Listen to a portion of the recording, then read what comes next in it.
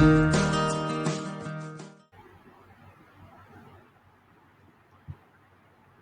आज हम लोग शुरू कर रहे हैं सेमीकंडक्टर फिजिक्स पार्ट 2। हम लोगों ने सेमीकंडक्टर फिजिक्स पार्ट 1 में सेमीकंडक्टर का कंडक्शन कैसे होता है उसके बारे में पढ़ा था, और जो लोगों ने क्लास अटेंड नहीं की थी तो आज मैं उसको एक बार फिर से कवर कर रहा हूँ, तो आप सभी लोग समझिए इसमें।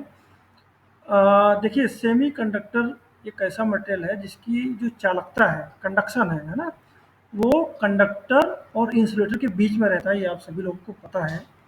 इसमें जो सबसे इम्पोर्टेंट रोल प्ले होता है वो प्ले होता है किसका? फॉरबिडन गैप का, है ना, या एनर्जी गैप का। ये एनर्जी गैप है ना। तो अभी तक हम लोग सबसे पहले जो कंडक्टर, इंसुलेटर और सेमी कंडक्टर के बारे में जो हम लोगों ने बात की है, उसको यहाँ पे एक बार रिवाइज करेंगे और फिर आगे बढ़ेंगे। तो कंडक्टर के बारे में फिर से आपको मैं बता रहा हूँ।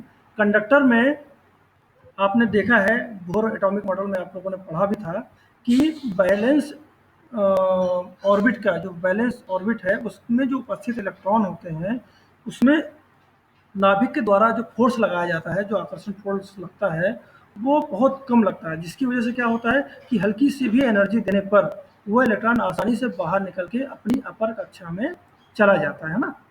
तो कंडक्टर में क्या होता है कि कंडक्टर में जो बैलेंस बैंड और कंडक्शन बैंड, जो इनके बीच में जो गैप होता है वो गैप बहुत कम होता है। ये जो गैप होता है ये गैप कहलाता है फॉरबिडन गैप, जिसे ईजी से प्रदर्शित करते हैं ना। तो आपका जो बैलेंस बैंड होता है ना, बैलेंस बैंड वही बाहरी कक्षा है जिसमें उपस्थित इलेक्ट्रॉन को थोड़ी सी भी एनर्जी देने पर वो अपर कक्षा में चला जाता है, और वो जो अपर कक्षा होती है वो अपर कक्षा होती है कंडक्शन बैंड, है ना। तो अब कंडक्शन बैंड और बैलेंस बैंड के बीच में डिस्टेंस इतनी कम होती है कि इलेक्ट्रॉन बहुत आसानी से मूव कर जाता है ना, जिसकी वजह से जो कंडक्टर होता है उसमें कंडक्टिविटी का गुण हमेशा विद्यमान रहता है ना, हमेशा उपस्थित होगा। ठीक है, यही इस थ्योरी में भी लिखा हुआ है और यही आपको मैंने बताया भी था, इसको मैं दोबारा आपको रिवाइज किया हूँ। ठीक है, तो ये चीज़ आपको ध्यान रखना है। आप सेमीकंडक्टर फिजिक्स में कंडक्शन बैंड, बैलेंस बैंड और फॉरबिडन एनर्जी गैप के बारे में समझना बहुत जरूरी है ना। और जिसको भी समझ में नहीं आया है तो बार बार मुझसे ये चीज़ क्वेश्चन कर सकता है, बार बार मैं उसको इसका आंसर जरूर दूंगा जब तक समझ में नहीं आता है। ठीक है, तो अभी नेक्स्ट स्लाइड में चलते हैं हम लोग। कंडक्टर के बारे में यहाँ पर इतना ही था। अगर किसी का कोई क्वेश्चन है तो पूछ सकता है कि कैसे बैलेंस इलेक्ट्रॉन बैलेंस ऑर्बिट से कंडक्शन बैंड में जाता है। अगर किसी को नहीं समझ में आया तो फिर से पूछ सकता है यहाँ पे।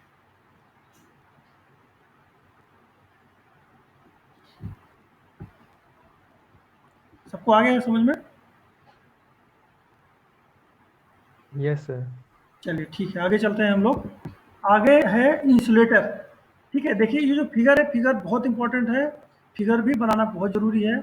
इसमें इंसुलेटर में क्या होता है, जैसे आपने देखा था कंडक्टर में जो बैलेंस बैंड है और कंडक्शन बैंड है, ठीक है, संयोजी बैंड और चालन बैंड, इनके बीच में गैप बिल्कुल नहीं है, ना के बराबर गैप है। तो उसमें क्या होंगे, इलेक्ट्रॉन आसानी से मूव कर जाएंगे। लेकिन जो इंसुलेटर मटेरियल है, इंसुलेटर में क्या होता है कि ये जो फॉरबिडन गैप है, ये फॉरबिडन गैप ये जो है ये बहुत ज़्यादा होता है। ठीक है, ग्रेटर देन 3 इलेक्ट्रॉन वोल्ट होता है।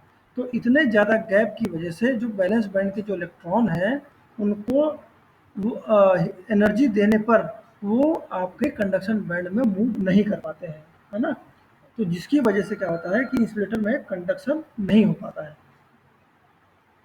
ठीक है, इस यही कारण है कि इंसुलेटर हमेशा कुचालक की तरह ही व्यवहार करते हैं, है ना।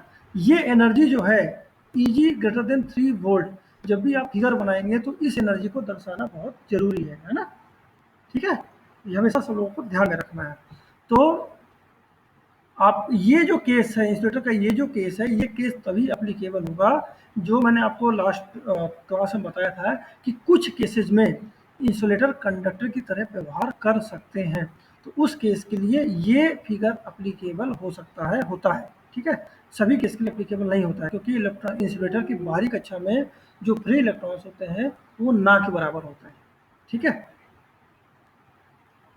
आप इसमें थर्ड पॉइंट देखोगे, थर्ड पॉइंट में दिया हुआ है कि नॉर्मल टेम्परेचर पर इंसुलेटर की कंडक्टिविटी होती है, वो कितनी होती है? 0 होती है, क्योंकि नॉर्मल टेम्परेचर पर इंसुलेटर में जो फ्री इलेक्ट्रॉन्स होते हैं वो ना के बराबर होते हैं। लेकिन जैसे ही सब जीरो टेम्परेचर आता है ना, 0 डिग्री के नीचे जैसे टेम्परेचर आता है वैसे ही इसमें थोड़ी सी कंडक्टिविटी आती है। तो जो थोड़ी कंडक्टिविटी आती है वो कंडक्टिविटी इसी बैंड की वजह से ही आती है। ठीक है, ये सभी को क्लियर हो गया?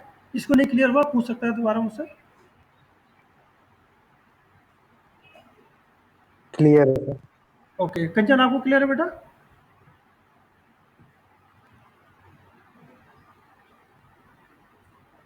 आंचल आपको?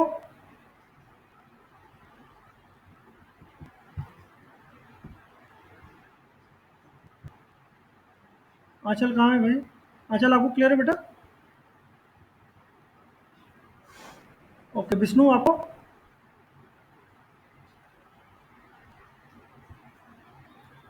Yes sir. ओके, ठीक है, आगे बढ़ते हैं हम लोग।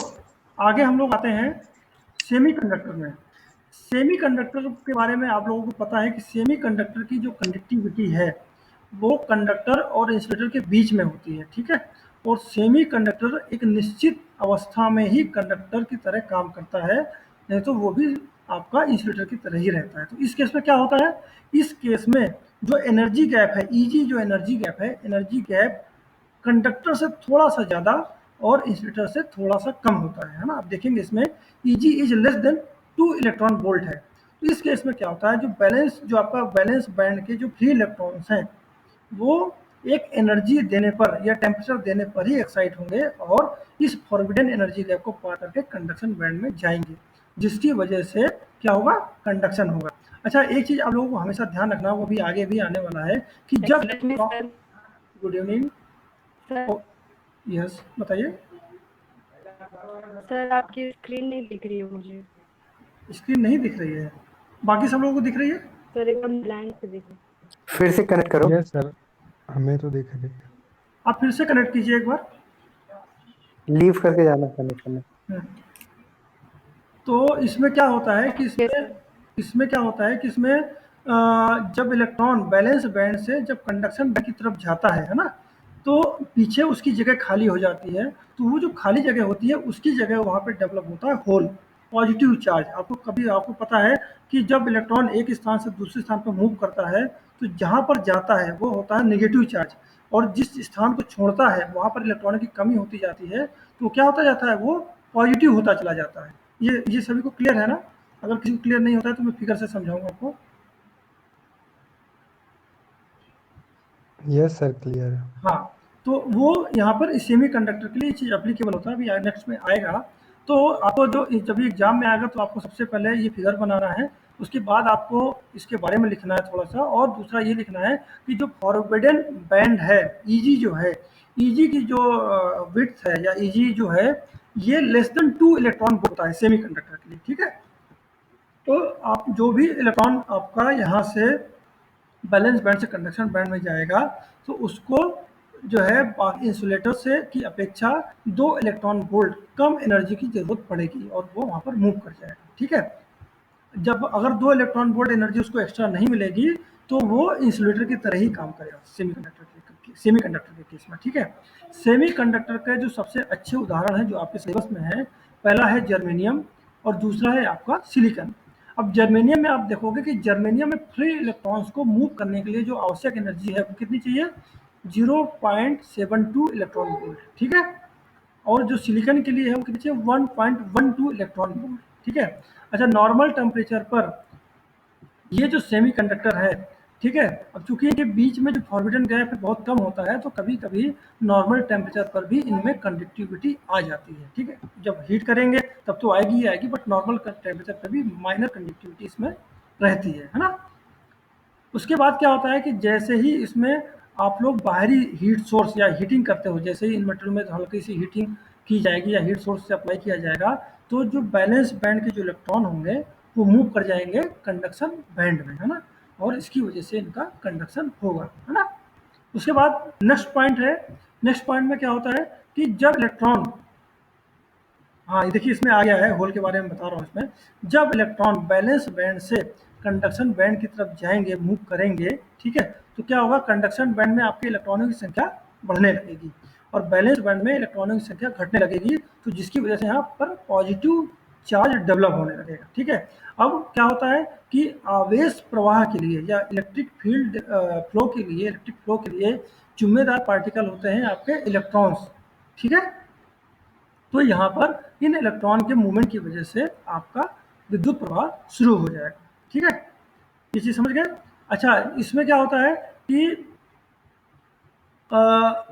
बैलेंस बैंड में, ये जो बैलेंस बैंड है, बैलेंस बैंड में जो इलेक्ट्रिक करंट का जो प्रवाह होगा वो होता है होल्स की वजह से, क्योंकि यहाँ पे इलेक्ट्रॉन नहीं है, यहाँ पे होल है। ठीक है, और जो कंडक्शन बैंड में जो इलेक्ट्रिक फ्लो होता है वो होता है इसकी वजह से, इलेक्ट्रॉन्स की वजह से। ये थ्योरी आपको थोड़ा सा आगे समझेगी, चिंता मत करो, मैं आगे इसको और एक्सप्लेन करूँगा। ठीक है, अभी इसमें ज़्यादा घबराने की जरूरत नहीं है। सिंपल सा ध्यान रखना है कि जब इलेक्ट्रॉन बैलेंस बैंड से कंडक्शन बैंड में जाएगा तो आपका इलेक्ट्रिक फ्लो स्टार्ट हो जाएगा। ये सिंपल सा ध्यान रखना है। ठीक है, नेक्स्ट स्लाइड में हम लोग चल रहे हैं। नेक्स्ट स्लाइड में हम लोग सेमीकंडक्टर में आ गए हैं। सेमीकंडक्टर आप देखेंगे आपके सिलेबस में भी है, दो टाइप के होते हैं मुख्य रूप से। एक होता है आपका इंट्रिंसिक सेमीकंडक्टर और दूसरा होता है आपका एक्सट्रिंसिक सेमीकंडक्टर। ठीक है, तो अभी जो हम लोग बात करेंगे इंट्रिंसिक सेमीकंडक्टर की पूरी थ्योरी के बारे में बात करेंगे विद इलेक्ट्रॉनिक कॉन्फ़िगरेशन, है ना। एक्सट्रिंसिक सेमीकंडक्टर के बारे में नेक्स्ट क्लास में बात करेंगे। ठीक है, तो इंट्रिंसिक सेमीकंडक्टर क्या होते हैं कि ये एक ऐसे मटेरियल है जो बहुत ज़्यादा प्योर मटेरियल बने होते हैं, हाईली प्योर मटेरियल है ना। जैसे आपका प्योर जर्मेनियम और प्योर सिलिकॉन, है ना। तो इसमें ये एक चीज़ आपको ये पता है कि कंडक्शन के लिए जो एनर्जी गैप है सेमीकंडक्टर में वो अपेक्षाकृत काफ़ी कम होता है। और दूसरा ये भी पता है कि जर्मेनियम के लिए जो एनर्जी गैप होता है वो 0.72 इलेक्ट्रॉन वोल्ट है और सिलिकॉन के लिए वो 1.1 इलेक्ट्रॉन वोल्ट है। ठीक है, तो ये दोनों गैप है, ये आप देख रहे हैं। आपको याद होगा इंसुलेटर में एनर्जी गैप मैंने कितना बताया है, किसी को याद है, बताइए मुझे। So three हाँ, electron 3 इलेक्ट्रॉन वोल्ट। और यहाँ पे आप देखेंगे जर्मेनियम और सिलिकॉन में कितना एनर्जी गैप है, बताइए। 0.72. हाँ, और 1.1 इलेक्ट्रॉन वोल्ट। ऑब्वियसली ये जो एनर्जी गैप का जो एनर्जी है ये इंसुलेटर के एनर्जी गैप से काफ़ी कम है। ठीक है, बहुत कम है ना।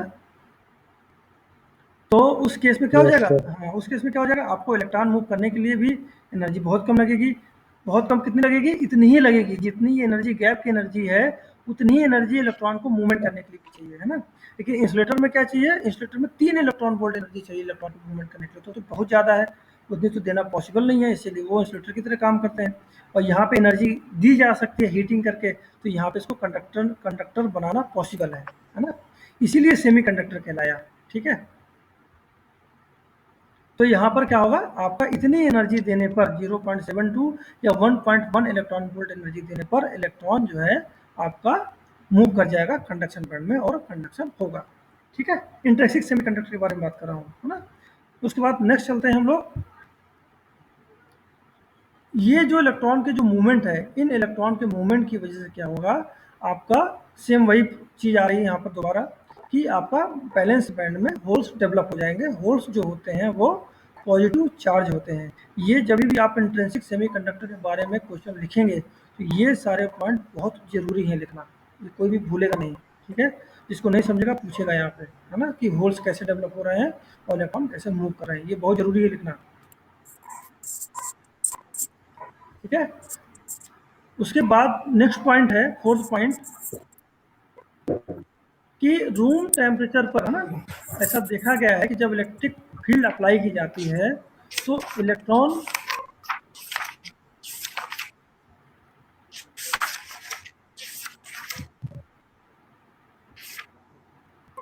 ओके, जब रूम टेम्परेचर पर जब इलेक्ट्रिक फील्ड अप्लाई की जाती है तो क्या होते हैं, इलेक्ट्रॉन की अपोजिट डायरेक्शन में करंट फ्लो होता है। जिस डायरेक्शन में इलेक्ट्रॉन मूव करेगा उसकी अपोजिट डायरेक्शन में ही करंट फ्लो होता है। ठीक है, जबकि होल के लिए क्या है कि जिस डायरेक्शन में होल मूव करेगा उसी डायरेक्शन में आपका इलेक्ट्रिक फील्ड मूव करेगा। तो आपको सिंपल सा एक ही चीज़ ध्यान रखना है कि इलेक्ट्रॉन के मूवमेंट की अपोजिट डायरेक्शन में ही इलेक्ट्रिक फील्ड मूव करेगी। ठीक है, या करंट फ्लो करेगा। ठीक है, इस चीज़ आपको ध्यान में रखना है ना, ये और ये लिखना भी है। तो इस प्रकार देखा जाए तो क्या होता है कि यहाँ पे मैंने ये पॉइंट आपको डिफाइन किया हुआ है कि सेमीकंडक्टर में जो करंट फ्लो होता है, करंट फ्लो के दो कारण होते हैं। पहला कारण कौन सा होता है? इलेक्ट्रॉन। और दूसरा कारण कौन सा होता है? होल्स। ये इलेक्ट्रॉन और होल्स आपके जंक्शन में आएंगे, ठीक है। जंक्शन जब मैं डिस्कस करूंगा तो उसमें आपको ये अच्छे से क्लियर होगा, ठीक है। तो यहाँ पे ये दो पॉइंट आपको विशेष ध्यान रखना है, ठीक है, कि करंट आपके इलेक्ट्रॉन के मूवमेंट के अपोजिट डायरेक्शन में डेवलप फ्लो करेगा और होल्स की दिशा में फ्लो करेगा, ठीक है। ये चीज़ आपको ध्यान में रखना है ना। नेक्स्ट स्लाइड पे हम लोग चल रहे हैं। नेक्स्ट स्लाइड पे फिगर है, वही सेम फिगर है सेमीकंडक्टर का, ठीक है। ये जो एनर्जी गैप है, एनर्जी गैप को फर्मी लेवल भी कहते हैं, है ना। तो इसके बारे में ज़्यादा डिस्कस करने की जरूरत नहीं है, ये आपको पहले से पता है। उसके बाद हम लोग आगे चलते हैं। इंट्रिंसिक सेमीकंडक्टर में क्या होता है कि इसमें एक फिगर पहले मैं आपको दिखाता हूँ। ये है फिगर, ये फिगर है को सेमीकंडक्टर जर्मेनियम के लिए, है ना। अब इसमें देख रहे होंगे कि इसमें जर्मेनियम के कितने सारे एटम है? एक है, दो, तीन, चार, पाँच, छः, सात, आठ और नौ। ये 9 एटम हैं। इन 9 एटम के बाहरी कक्षा में ये इलेक्ट्रॉन्स हैं, ठीक है। जैसे आप भी देखेंगे कि मान लीजिए मैंने बीच वाला ये मैंने एक जर्मेनियम का एटम लिया, तो इसकी बाहरी कक्षा में एक इलेक्ट्रॉन ये है, एक इलेक्ट्रॉन ये है, एक इलेक्ट्रॉन ये है और एक ही इलेक्ट्रॉन ये है ना। ये जो इलेक्ट्रॉन है, ये चारों इलेक्ट्रॉन अपने आसपास के जितने भी आपके जर्मेनियम के एटम होंगे, इन एटम के साथ एक बॉन्ड बनाएंगे, ठीक है। बॉन्ड बना के वो आपस में जुड़ जाएंगे। ये देख रहे हैं कि इस जर्मेनियम एटम के नज़दीक का जो जर्मेनियम एटम है, ये इसका जो बाहरी कक्षा का इलेक्ट्रॉन है वो इस इलेक्ट्रॉन के साथ ये बॉन्ड बना रहा है। ये कोवैलेंट बॉन्ड है, ठीक है। ये देखिए, ये कोवैलेंट बॉन्ड बना रहा है। ऐसा यहाँ पर भी ये कोवैलेंट बॉन्ड बना रहा है, ठीक है। और इधर भी ये कोवैलेंट बॉन्ड बना रहा है, ठीक है। ये सारे कोवैलेंट बॉन्ड बने हुए हैं ना। अब चलते हैं हम लोग पीछे के। हाँ, बताइए, किसी कोई क्वेश्चन है?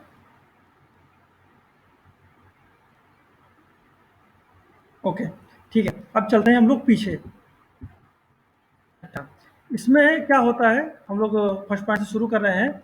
इंट्रिंसिक सेमीकंडक्टर में जो कोवैलेंट बॉन्ड बना हुआ होता है, उसको तोड़ने के लिए टेम्परेचर की ज़रूरत पड़ती है। तो आपने आपने सिंपल सा देखा है वहाँ पर कि कैसे वहाँ पर आपका कोवैलेंट बॉन्ड बन रहा है ना। किसी को डाउट हो तो मैं फिर से चलूँ वहाँ पर।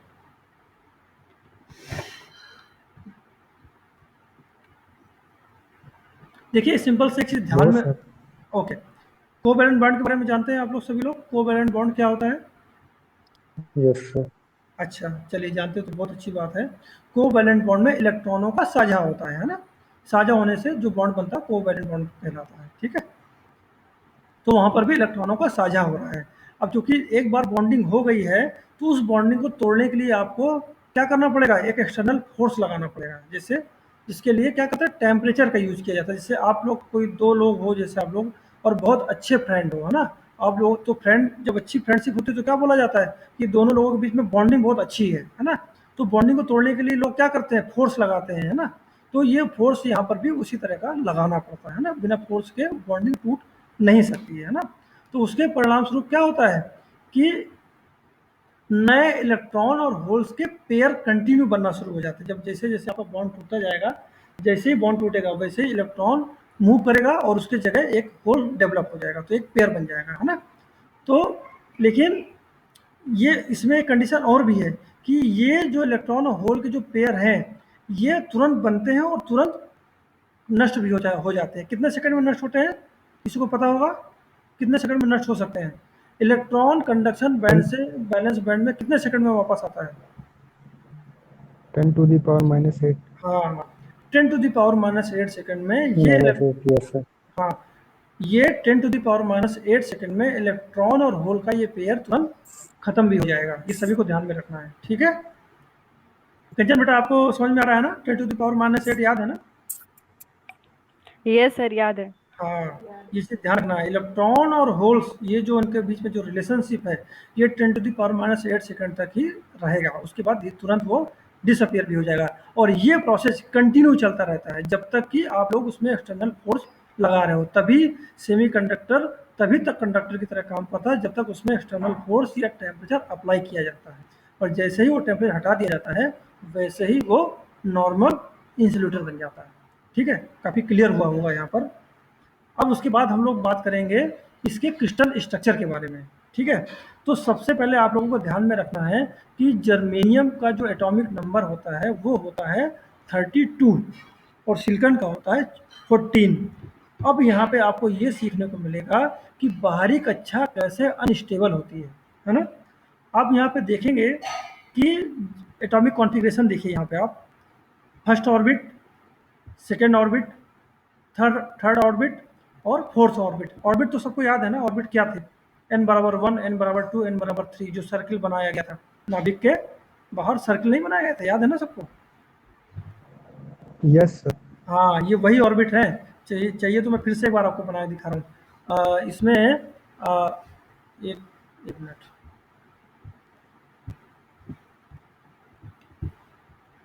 इसमें जो है ये है आपका,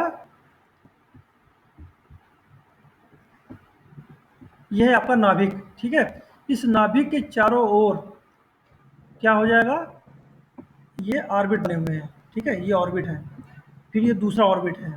सर ये शो नहीं हो रहा है जो आप बना रहे अच्छा, ड्राइंग नहीं हो रहा है, ओके हैं। नहीं sir. Okay okay okay, network issue है इसके लिए, ओके। थोड़ा टाइम लगेगा इसको होने में।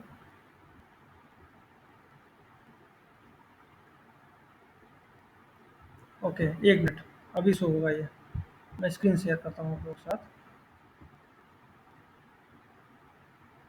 ओके, तो यहाँ पे आपको दिख रहा है ये सेंटर का जो पॉइंट है, ये पॉइंट है आपका न्यूक्लियस, नाभिक। उसके बाहर आपका पहला ऑर्बिट है, फिर सेकंड ऑर्बिट है उसके बाहर, और उसके बाद फिर ये आपके का थर्ड ऑर्बिट है, ये आपका थर्ड ऑर्बिट है, ठीक है। और फिर है आपका फोर्थ ऑर्बिट, ये है आपका फोर्थ ऑर्बिट, है ना, इस तरह का। तो जर्मेनियम में क्या होता है कि जर्मेनियम में 4 ऑर्बिट होते हैं, है ना। तो आप देखेंगे कि ये स्लाइड आपके सामने खुल गई होगी। जर्मेनियम में आप देखेंगे कि जर्मेनियम में जो फर्स्ट ऑर्बिट होता है उसमें जो इलेक्ट्रॉन होते हैं कितने होते हैं, 1s2, मतलब 2 इलेक्ट्रॉन। फिर सेकंड ऑर्बिट में होंगे 2s2 2p6, मतलब कितने होंगे, 8 इलेक्ट्रॉन। और थर्ड ऑर्बिट में होते हैं 3s2 3p6 और 3d10, ठीक है। और वहीं जो फोर्थ ऑर्बिट है उसमें कितने होते हैं, 4s2 और 4p2, मतलब कितने हो गए, 4 इलेक्ट्रॉन हो गए, ठीक है। ये आपको ध्यान में रखना है, ये अभी नेक्स्ट में क्लियर हो रहा है। उसके बाद जो आपका सिलिकॉन के लिए है कितना है, 14 एटॉमिक नंबर। तो उसके लिए फर्स्ट ऑर्बिट में कितने इलेक्ट्रॉन है, 1s2, मतलब 2 इलेक्ट्रॉन।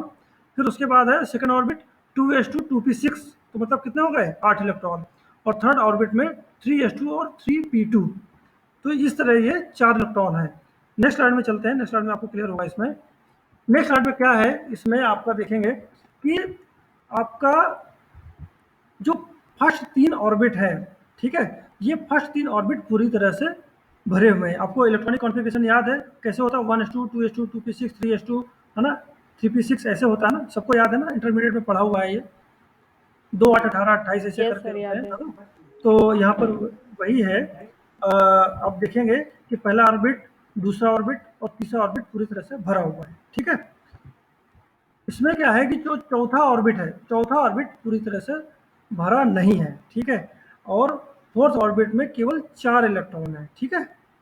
इसका मतलब क्या है, फोर्थ ऑर्बिट जर्मेनियम के लिए सबसे बाहरी कक्षा होगा, क्योंकि जर्मेनियम में जो है, जो एटॉमिक नंबर है वो कितना है, 32 है। तो जितना एटॉमिक नंबर होगा उसी हिसाब से आपके इलेक्ट्रॉन सभी ऑर्बिट में डिवाइड हो जाते हैं ना, और फिक्स होते हैं, 2 8 18 ऐसे करके डिवाइड हो जाते हैं, है ना।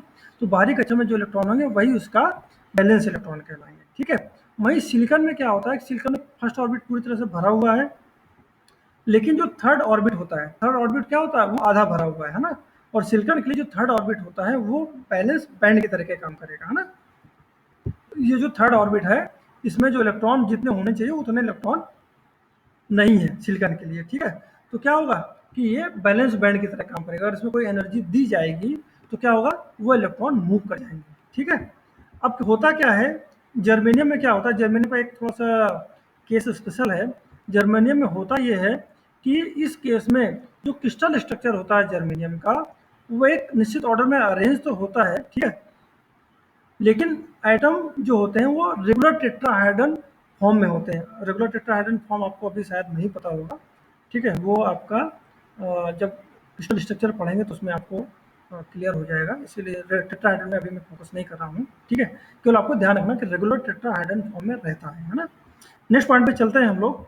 नेक्स्ट पॉइंट पे ये जो चारों इलेक्ट्रॉन्स जो होते हैं, ठीक है, वो इस तरह से अरेंज होते हैं कि वो चारों इलेक्ट्रॉन अपने पड़ोसी एटम की चारों इलेक्ट्रॉन के साथ बॉन्ड बनाते हैं, जैसा कि आपको मैंने इस फिगर में दिखाया हुआ है। आप ये फिगर में देखो, इस जर्मेनियम के बाहरी कक्षा में जो 4 इलेक्ट्रॉन हैं, ये चारों इलेक्ट्रॉन दूसरे जर्मेनियम के इलेक्ट्रॉनों के साथ क्या होंगे, बॉन्ड बनाएंगे। आप सेंटर वाला देखो, ये सेंटर वाला जर्मेनियम का एटम देखोगे तो जर्मेनियम की बाहरी कक्षा में चारों इलेक्ट्रॉन अपने पड़ोसी जर्मेनियम के चारों इलेक्ट्रॉन के साथ एक कोवैलेंट बॉन्ड बना रहे हैं, ठीक है। क्लियर है यहाँ पे सबको? जिसको क्लियर नहीं पूछ सकता है दोबारा। दीपिका, आपको क्लियर है? Yes sir clear. ओके, ठीक है, ओके। रवि, आपको क्लियर है? Yes sir. ओके, ठीक है। विष्णु, आपको? Yes sir. ठीक है, आगे चलते हैं हम लोग।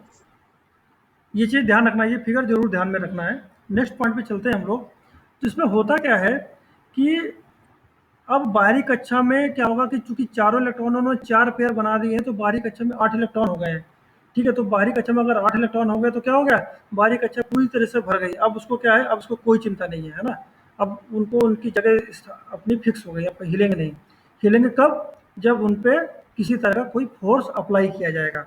अब चूंकि उनकी जगह फिक्स है ना, तो भाई फोर्स भी उन्हें ज़्यादा अप्लाई करना पड़ेगा, नहीं तो जल्दी हिलेंगे नहीं अपनी जगह से, ठीक है। कैसे, सिंपल से आप लोगों के लिए है ना, एक प्रैक्टिकल भी आप लोग करो, है ना, कि जैसे आप अगर अपनी सीट पे अगर आप जाके जम के बैठ गए, अगर ट्रेन में जैसे आप लोग चढ़े, ठीक है, विदाउट टिकट चले, जिस सीट में अगर आपने कब्जा कर लिया तो दूसरा आपको उस सीट से जल्दी हिला नहीं सकता है, जब तक कि वो कोई फोर्स ना अप्लाई करे। सिंपल से बहुत साधारण सा एग्जाम्पल है, ठीक है। फोर्स अप्लाई करना पड़ेगा। तो वही चीज़ यहाँ इन 8 इलेक्ट्रॉन्स के लिए है कि 8 इलेक्ट्रॉन ने अपना एक ग्रुप बना लिया है ना, और ग्रुप बना के अपनी जगह पे फिक्स हो गए, फिर वो हिलने वाले नहीं है वहाँ से। उनको हिलाने के लिए बहुत ज़्यादा फोर्स लगाना पड़ेगा, ठीक है, बहुत ज़्यादा टेम्परेचर देना पड़ेगा, तभी वो अपनी जगह से शिफ्ट होंगे, है ना।